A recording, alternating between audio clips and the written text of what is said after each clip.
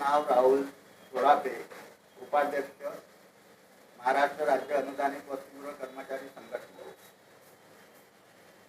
वसतिगृह कर्मचारी यांना 16 मार्च 1998च्या शासन नियमाप्रमाणे 50% संचालकांनी मानधन देण्यात यावे। माझे म्हणणे असे आहे की शासन कर्मचाऱ्यांना जे 10,000 रुपये मानधन मिळतो तसेच संस्थेने 10,000 कर्मचाऱ्यांच्या बँकेमध्ये जमा करावे। चालकांनी 50% मानधन हे देणे बंद केले आणि कर्मचाऱ्यावर उपासमारीची वेळ येऊन राहिली तरी सुद्धा संस्था चालक कुठलीही अनुदान मानधन देत नाही। याकरिता आम्ही शासनाकडे अनेकदा वारंवार पत्रव्यवहार केला, निवेदन दिले तरी सुद्धा काहीच करत नाही आहे। त्यामुळे फक्त आता सध्या आपल्या कर्मचाऱ्यांना 10,000 मानधन मिळते, तसेच 50% मानधन हे संस्था चालकांनी द्यावे। संस्था चालक मुलांचे मान्यतेनुसार परिपोषण अनुदान घेतात, घर भाडे करोडो रुपये घेतात।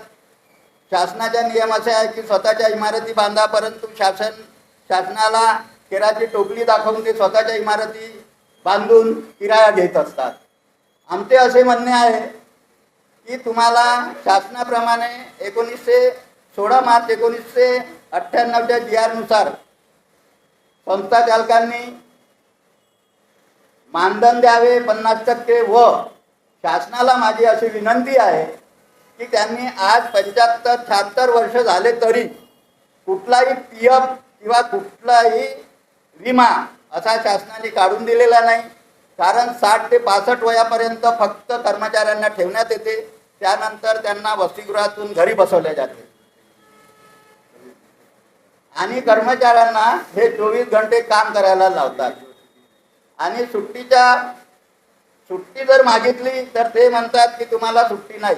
परंतु माझे असे म्हणणे आहे की जर 60-65 वयानंतर त्यांना घरी बसवले तर त्यांनी पुढील जीवन कसे जगावे, परिवार कसे जगवावे, याकरिता आम्हाला रिटायरमेंटच्या अगोदर तरी तुम्ही घर बसवल्याच्या अगोदर आम्हाला तुम्ही 10%, 50%च्या हिशोबाने जो काही पगार निघत असेल कर्मचाऱ्यांचा तो शासनाने संस्था चालकावर कारवाई करून त्यांनी कर्मचाऱ्याच्या बँकेत जमा करावे। महाराष्ट्रातील सर्व जिल्हा अधिकाऱ्यांना यांना पत्रव्यवहार करून त्यांना सांगितले होते की संस्था चालकावर कारवाई करून बँकेत पैसे जमा करावे व अहवाल सादर करावा, अन्यथा संस्था चालकावर कारवाई करण्यात येईल। परंतु संस्था चालकाला किती पत्र दिले, काही दिले, परंतु काही तर नागपूर जिल्ह्यामध्ये असे थर्ड क्लास संचालक आहेत की ते अधिकाऱ्याशी साठगाठ करून पैसे उकळून पैसे देत नाही। संस्था चालक मान्यतेनुसार परिपोषण अनुदान घेतात, परिपोषण लाखो रुपये मिळतो, मुलांना आहार मिळतो का बरोबर, हा माझा प्रश्न आहे। शासन सांगतो संस्थेच्या इमारती बांधा, संस्था चालक स्वतःच्या इमारती तयार करून इमारत भाडे करोडो रुपये घेतात, शासनाची दिशाभूल करतात। नागपूर जिल्ह्यामध्ये 30% बोगस वसतिगृह आहेत। एकही मुलगा वसतिगृहात न ठेवता लाखो रुपये परिपोषण अनुदान घेतात। कॅटेगरीनुसार कोणताही वसतिगृह संस्था चालक हा कॅटेगरीनुसार ठेवत नाही। समजा 10 मुलावर किंवा 5 मुलावर एक OBC असेल तर काही वसतिगृहवाले पूर्ण OBCच वर्ग भरून टाकतात। तर महाराष्ट्रामध्ये 2102 वसतिगृह कर्मचारी, मग 300-350 पकडा, 3 कर्मचारी एका वसतिगृहात। तसं तर हा जो 98चा GR आहे, हा जेव्हा आपलं योजना निघाली तेव्हा फक्त अधीक्षक हेच एक पद होतं, तेव्हा त्यांनी तो GR काढलेला आहे। 50% शासन आणि 50% संस्था चालक हा अहवाल सादर करावा, अन्यथा संस्था चालकावर कारवाई करण्यात येईल असे निर्देश देण्यात आले। परंतु संस्था चालकांनी अधिकाऱ्याची कुठलाही हे करून अधिकाऱ्यांचं न ऐकून कधीच 50% मानधन दिले नाही।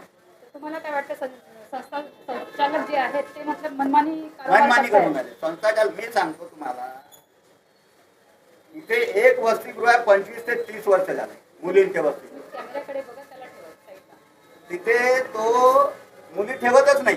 25 वर्ष झाले, परंतु परिपोषण, इमारत भाडे हे सर्व बरोबर घेतो. मग हे बोगसपणा नाही का वसतिगृहाचा? मग असे किती संचालक असतील नागपुरात अशी किती वसतिगृह आहेत बोगस? बोगस वाले? 30%. 30%. हो. अच्छा, काय बोगस कशा प्रकारचे लोक? कुठे मुलं राहत नाही, कुठे 4-5च मुलं ठेवायचे.